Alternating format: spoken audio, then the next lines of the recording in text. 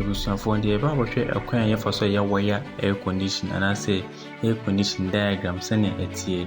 Mo previous video no kyerɛ sɛnea air condition ɛfa so ɛyɛ adwuma. Yɛwɔ split AC connection a yɛ indoor fed outdoor. Sɛnea wɔn mu no, wo face or sɛ mba wo distribution board mu anase wo MCB mu. Befiri hɔ ma or sɛ yɛmfa yɛ ne face neutral and then earth ɛmfa mbra yɛ ne AC switch mu.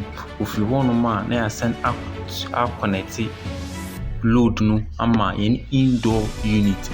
If indoor unit na yɛasan ato live neutral and earth from indoor unit to outdoor unit. Ɔno nso fi hɔ no ma na yɛasan pretty anase yɛatwe yɛn copper tube efiri yɛn indoor unit ɛde kɔ yɛn outdoor unit. Simple. AC connection is simple. No so obenya ho akadeɛ no wobetumi install AC connection. Na yɛwɔ outdoor fed indoor. See na ne tie. Ɔno ase instead of say baako no turn free wo switch mu also nka onko wo indoor unit no mu. We ni bɔkɔ wo outdoor unit no mu ansa na power no akɔ wo indoor unit no mu.